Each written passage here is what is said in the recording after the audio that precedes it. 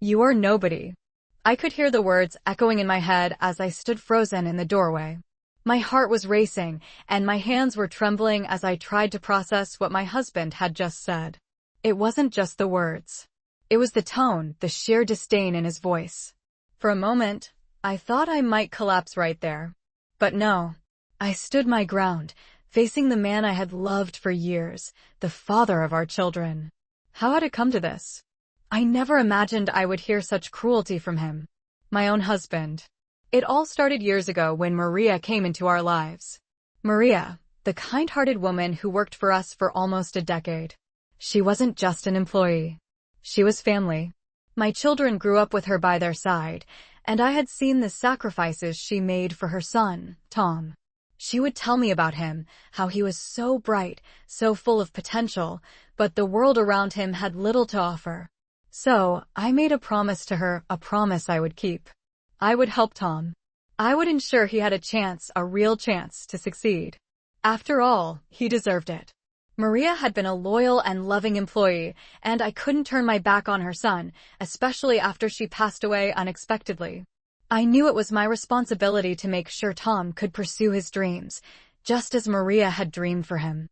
So, I did what I thought was right. I paid for Tom's education. It wasn't easy. It wasn't cheap. But it was the least I could do for Maria. But John never understood. He couldn't see past his own narrow views. He didn't like the idea of me spending money on someone who wasn't even family. I tried to explain to him that Tom wasn't just a stranger. He was part of Maria's legacy, and that meant something to me. But John didn't care. He mocked the idea, dismissing it with a laugh that stung like acid. And yet I carried on, believing I was doing the right thing. Fast forward to today.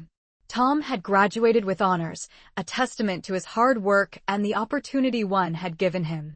He was standing in front of me, a young man full of promise, ready to start his life. And John? John was livid. He didn't want Tom to be a part of our family's life. Not in the way I had envisioned. Not the way I had hoped.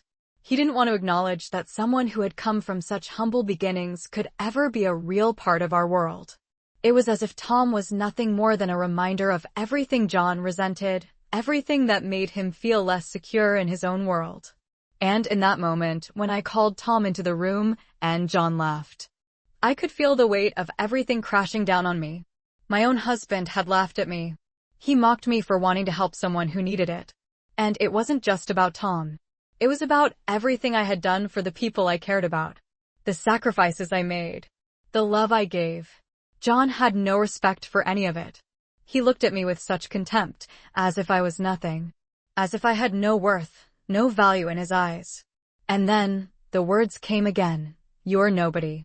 The betrayal stung, but it wasn't just about the words. It was about the years of marriage, the years of giving my all to this family, only to have it thrown back in my face. I stood there in disbelief, wondering if everything I had done had been a mistake. My heart sank as I realized the man I had once trusted with everything, the man I had shared my life with, could look at me like that. And Tom, he had seen it all. He had witnessed the cruelty. He had seen the way John had treated me. I knew then that there was no going back. Something had changed in me, and there was no undoing it. I stood there, frozen in disbelief. The weight of John's words still hung heavily in the air, and it felt like the ground beneath me had shifted. It wasn't just the sting of what he had said, but the way he had said it, so cold, so final. As if all the years we had spent together, all the love and care I had poured into this family, meant nothing at all. I turned to look at Tom, who stood quietly by the door, his face a mixture of confusion and sympathy. I could see it in his eyes. He had heard everything. His expression told me everything I needed to know. He wasn't angry. He wasn't upset. He was simply disappointed. I felt a sharp pang of guilt. Tom had never asked for any of this. He never asked me to step in and support him after his mother passed away. He didn't expect anything from me, but I had always wanted to help. To give him the opportunities one believed he deserved.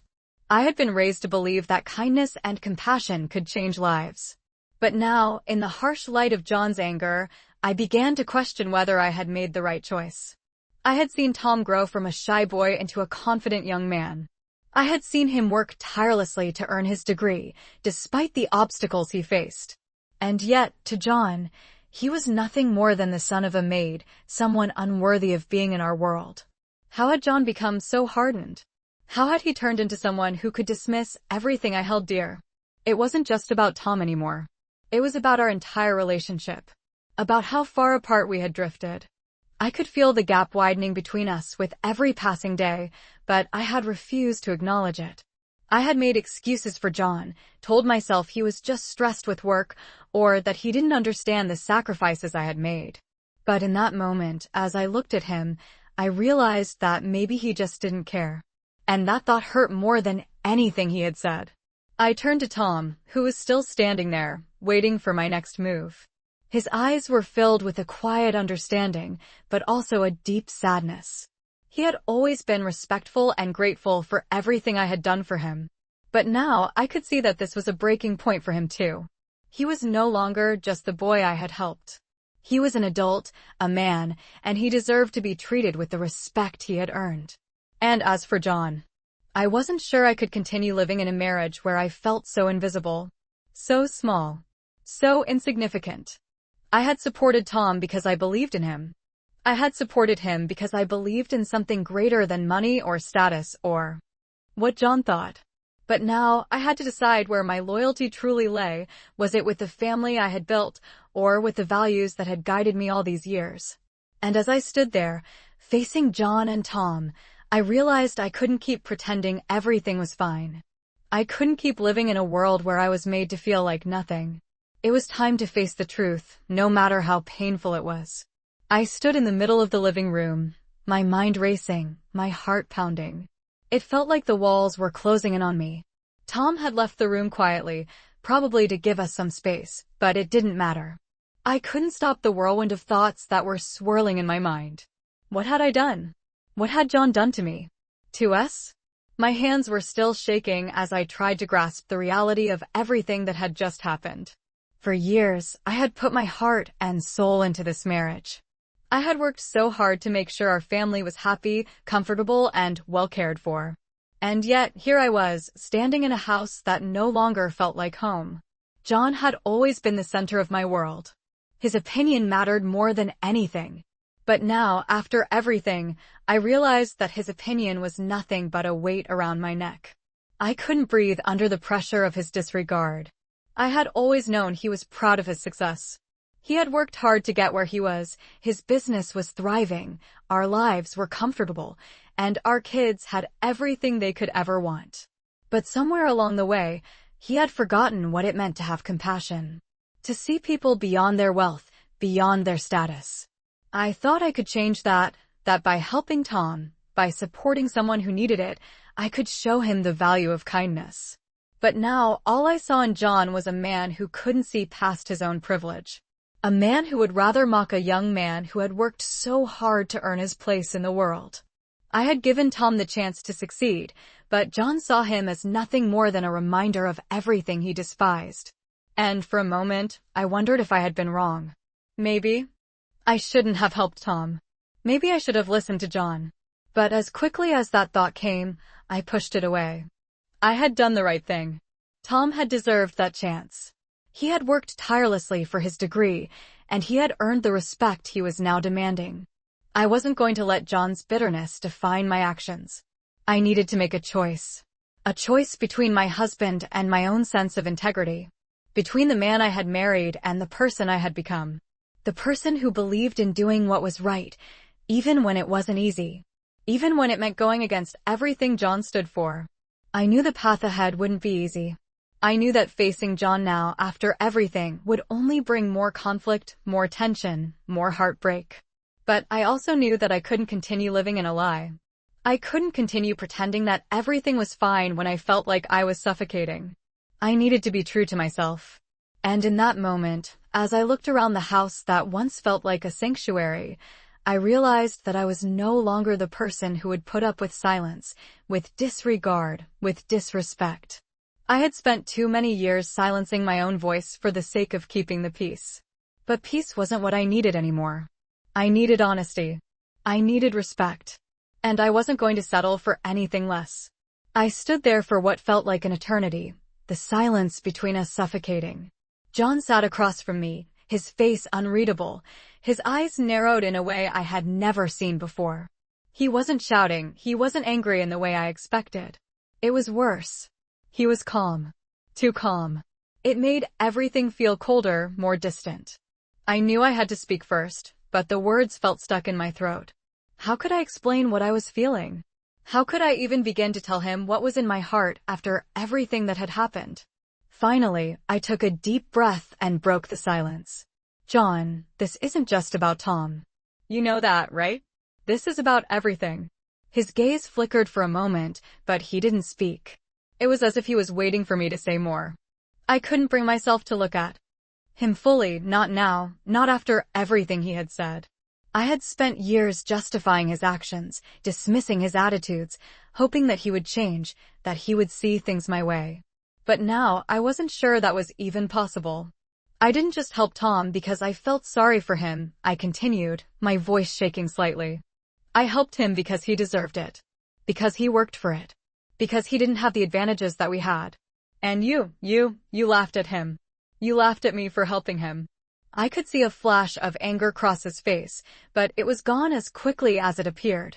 He crossed his arms, leaning back in his chair. You're being dramatic, he finally said, his voice cold. Tom is nothing. He's just some kid you decided to take in. You don't get it, do you? I've built everything we have. I've worked for every dime, and you're throwing it away on him. On someone who isn't even family. The words hit me harder than I expected. For the first time in years, I saw John not as the man I loved, but as someone completely different. He wasn't the person I thought he was. He wasn't the person I had built a life with. You don't understand, I whispered, my voice breaking. It's not about the money. It's never been about the money. It's about doing the right thing. About making a difference, no matter who it is. Tom was just as deserving as anyone else. And I couldn't turn my back on him, not when I had the chance to help him. John shook his head, a smirk tugging at the corner of his lips. You always think you're right, he said, his voice dripping with sarcasm. You always think you know what's best. But you don't. You never did. I could feel the tears welling up in my eyes, but I refused to let them fall. I was done. I was done trying to fix things. I was done trying to make him see what I saw. Because in that moment, I realized that John wasn't the man I had married anymore. The man I had married would have understood. The man I had married would have stood by me. But this man? This man was someone I didn't recognize. I can't do this anymore. John, I said quietly, but with conviction. I can't live like this. I can't keep pretending everything is fine when it's not. When you don't even care about the things that matter. The silence stretched between us once again, but this time, it wasn't suffocating. It was freeing. I had said what needed to be said. The truth was out in the open. And there was no going back now. I could feel the tension hanging in the air like a storm cloud that was about to burst. John didn't speak, and neither did I. The silence stretched between us, so thick that it was almost suffocating. I stood there, waiting for something, anything, that would make it better. But I knew deep down that nothing could. The truth had been spoken, and there was no turning back now. John wasn't the man I thought he was, and I wasn't the woman I used to be. My thoughts were swirling in every direction, my heart still pounding in my chest, but for the first time, there was clarity in my mind. I wasn't going to back down. I wasn't going to let him make me feel small, make me feel like my decisions didn't matter. I wasn't going to let him win. And yet, there was a part of me that still wanted to fix things. To make everything go back to the way it was, when we were happy, when everything felt right. But that version of us was gone. It had been gone for a long time, buried under layers of resentment, misunderstandings, and pain. I took another deep breath, trying to steady myself. I wasn't sure what would come next, but I knew one thing. I couldn't live in this world anymore. Not with John, not with the way things had become. You don't get it, do you? I finally said, my voice softer now, but still firm. It's not about money or status or how hard you worked. It's about being decent. About doing what's right, even when it's hard. John's lips curled into a tight smile, but it wasn't one of amusement. It was one of dismissal. "You're naive," he said, his voice flat. "You always have been. You think you can fix everything with your good intentions. But the world doesn't work like that." "Maybe it doesn't," I replied, my voice gaining strength. "But I refuse to live in a world where nothing matters but money and power. Where people like Tom are just disposable because they don't come from the right background. I won't stand by and let you belittle him, or me, or anyone else who doesn't fit into your little box of what's worthy." The words felt like a weight lifting off my chest. For the first time in a long time, I felt free. Free from the years of walking on eggshells, free from the constant need to please, free from the idea that I had to make everything perfect. John's face darkened, his jaw clenching. "So, what, you're just going to walk away from everything we've built?" he asked, his voice tight with anger. I met his gaze steadily. "If that's what it takes," I said quietly. "If that's what it takes to stay true to who I am, then yes." There was a long pause, and for the first time in a long time, I saw something in John's eyes, something that wasn't just anger. It was fear. I knew this wasn't the response he had expected. He was used to getting what he wanted, to having control over everything. But he had underestimated me.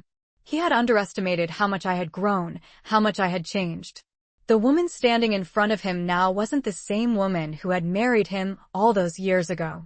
She was stronger, more determined, and more aware of her worth. The silence lingered, but this time it didn't feel heavy. It felt like freedom. I was done trying to fix things, done sacrificing myself for someone who didn't even see me anymore. It was time for me to stand on my own. It was time for me to finally take control of my own life. I walked out of the living room, my heart still racing, but my mind clearer than it had been in years. The weight of the decision I had just made sat heavily on my shoulders, but I knew it was the right one. I had finally made the choice to stop living in the shadows of a marriage that had stopped nourishing me long ago. I could still feel the sting of John's words, the coldness in his voice, but now it only fueled my determination. I couldn't continue pretending, couldn't continue sacrificing my own happiness just to keep the peace. I had given too much of myself already. As I stepped outside, I felt the cool evening air against my skin, a sharp contrast to the suffocating atmosphere inside the house. I took a deep breath, letting the fresh air fill my lungs. For the first time in so long, I felt like I could breathe again. The thought of what came next was both terrifying and exhilarating. I wasn't sure what would happen, but I knew one thing for sure: I couldn't stay in that house any longer. Not with John, not with the weight of everything that had happened hanging over me. I couldn't ignore the way he had treated me, the way he had belittled me and Tom, the way he had dismissed my choices, my values. It was clear that our paths had diverged, and no amount of talking or pleading would bring us back together. As I made my way to the car, I felt a sense of finality in every step. This was it. There was no turning back now. I had to do this for myself. I had to be the person I was always meant to be, not the person John or anyone else wanted me to be. I started the car and pulled away from the house. As the familiar streets passed by, I thought of Tom. I hadn't seen him since our argument, and I hoped he was okay. He had always been so respectful, so understanding, and I knew how hard it must have been for him to see everything unfold. He didn't deserve to be caught in the middle of all this, and yet, I had dragged him into my world. I had made choices that I thought were right, but I hadn't considered how they would affect him. I needed to talk to him. I needed to make sure he knew that none of this was his fault. He deserved better than the mess I had created. As I drove, I found myself wondering what the future held. What would life look like without John? Would I be able to rebuild my life, or had I destroyed everything? The fear of the unknown crept in, but it was nothing compared to the fear of staying in a marriage that no longer felt like home. I knew that I would have to be strong, that I would have to find a way to move forward on my own. But for the first time, I felt hopeful. The future was uncertain, but at least it was mine. As I parked in front of Tom's apartment, I took a deep breath. I wasn't sure what I would say, but I knew it was time to have that conversation. It was time to tell him the truth, to make sure he knew that he wasn't just some charity case to me. He was family, and no matter what happened with John, I would always have his back. I knocked softly on Tom's apartment door, my heart thudding in my chest. It had only been a few hours since I left the house, but it felt like an eternity. I wasn't sure what kind of reception I'd get, but I knew I had to talk to him. The door creaked open, and Tom stood there, his expression softening when he saw me. "Hey," he said, stepping aside to let me in. "You okay?" I nodded, forcing a smile, though I could feel the weight of everything pressing down on me. "I'm fine. I just needed to see you," I replied, my voice a little shakier than I wanted it to be. I followed him inside, the familiar warmth of his apartment providing some comfort in the midst of all the chaos. Tom motioned for me to sit down on the couch, but I didn't. I couldn't. Not now. I needed to stand, to stay grounded. "I'm sorry," I began, my voice low. "I know you must have heard everything." "What happened?" "What John said." I trailed off, unsure how to continue. Tom didn't interrupt, but I could see the concern in his eyes. He was trying to be patient, to give me the space I needed to speak. "It's not your fault," I said, finally meeting his gaze. "I need you to understand that. None of the things John said are because of you. I'm the one who decided to help you. I'm the one who decided to support you.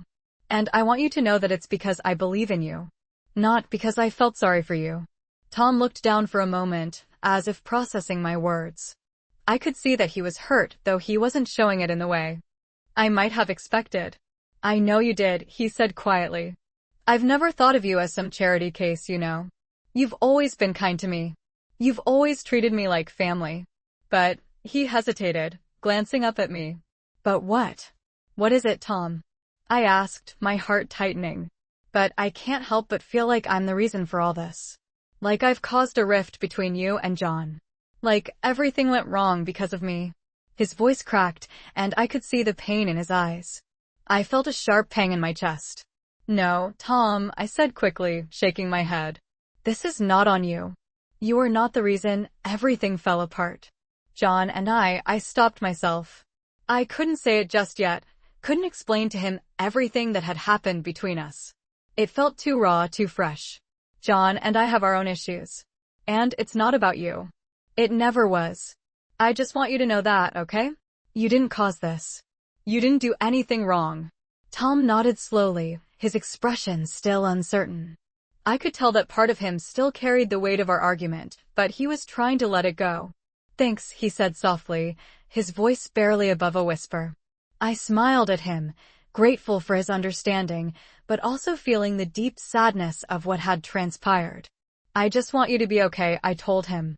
"I want you to know that no matter what happens, I'm always going to be here for you. You've earned everything you've achieved, and you deserve to be treated with respect." Tom looked at me, his eyes filled with gratitude, but also with a quiet sadness of his own. "I'm just glad you came," he said. I gave him a small smile, finally able to exhale a breath I didn't realize I'd been holding. I didn't have all the answers. I didn't know what the future held, but I knew this. I had made the right choice. I had finally taken control of my life. And no matter what happened with John, no matter how difficult the road ahead might be, I wasn't going to let anyone, least of all him, define who I was. I was done letting my life be controlled by someone else's expectations. I had chosen my path and it was mine to walk. I left Tom's apartment feeling lighter than I had in days, but also burdened with the weight of what was to come. My mind was still reeling from everything that had happened, from the confrontation with John and the emotional conversation I had just had with Tom. But something had shifted in me. I felt like I had finally taken control of my life, even if the road ahead was uncertain. The drive back to the house felt different now, almost surreal. As I pulled into the driveway, I hesitated before getting out of the car. I wasn't sure what I was walking into. I wasn't sure what John would say or how things would play out. But I knew one thing for certain. I couldn't keep running from the truth. I couldn't keep avoiding the hard conversations that needed to happen. Steeling myself, I stepped out of the car and walked toward the front door. It was strange, almost like walking into a different life, one where I wasn't trying to please anyone or hold things together. I was walking into a reality where I was allowed to stand up for myself. The house felt so quiet, so still. I could feel the weight of the silence pressing down on me as I stepped inside. John was in the living room, sitting on the couch, his face still unreadable. He didn't look at me when I entered, but I knew he was aware of my presence. The tension between us was palpable, like a storm waiting to break. I took a deep breath and sat down across from him, trying to steady my nerves. "We need to talk," I said, my voice calm but firm. He didn't respond right away, but his eyes flickered with something, anger, maybe, or frustration. It was hard to tell. "You don't need to say anything," he finally muttered, his voice low. "You've already made your decision. I know where you stand now." I shook my head, feeling my chest tighten. "No, John. It's not that simple," I said softly. "I didn't make this decision lightly. I didn't want it to come to this, but I can't keep living like this. I can't keep pretending that everything is fine when it's not." His jaw clenched, and I could see the fight in his eyes. "So what? You're just going to walk away from everything? From me? From this family?" he demanded, his voice rising. I didn't flinch. "I'm not walking away from the family, John. I'm walking away from the way you've treated me. From the way you've treated Tom. From the way you've dismissed everything I've stood for." His face reddened, but I held my ground. "You don't understand, do you?" I continued.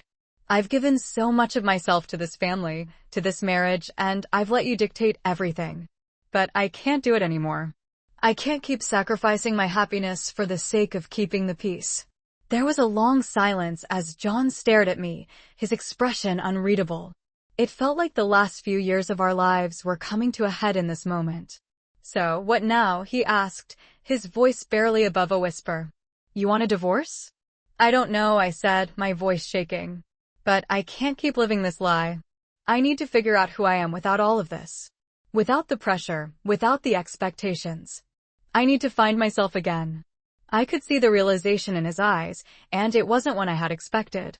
He didn't say anything more. He just looked at me, and for a moment, we both sat there in silence, the weight of the truth hanging between us. It wasn't the end, but it was the beginning of something new.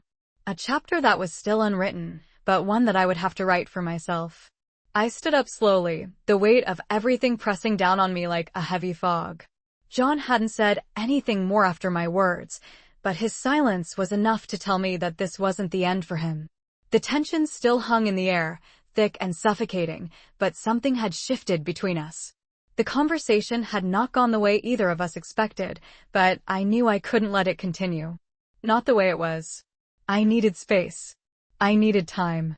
I needed to figure out who I was without all the chaos. Without the constant pressure to fit into a role I wasn't meant to play. Without John telling me who I should be, what I should care about. "I'm going to stay with Tom for a while," I said, my voice steady but soft. "I need time. To think, to figure things out." John didn't say anything at first. He just stared at me, his face blank. I could see the anger in his eyes, but there was something else too, regret, maybe. Or fear. Fear of losing control. But for once, I didn't feel sorry for him. For once, I wasn't afraid of his reaction. "You think that's going to fix everything?" he finally asked, his voice tight. "You think you can just walk away and everything will be fine?" I met his gaze, my heart pounding, but my resolve stronger than ever. "I don't know what will happen, John," I said quietly. "But I can't keep living like this. I can't keep pretending I'm okay when I'm not. I need to find my own way without you." The words felt like a release, like a weight had been lifted from my chest. I had said it. I had finally said what I needed to say. And I didn't feel guilty. I didn't feel like I was breaking something. I was rebuilding myself, piece by piece. And it was the first time in years that I felt like I was finally on the right path. The silence between us stretched again, but this time it wasn't suffocating. It was just empty.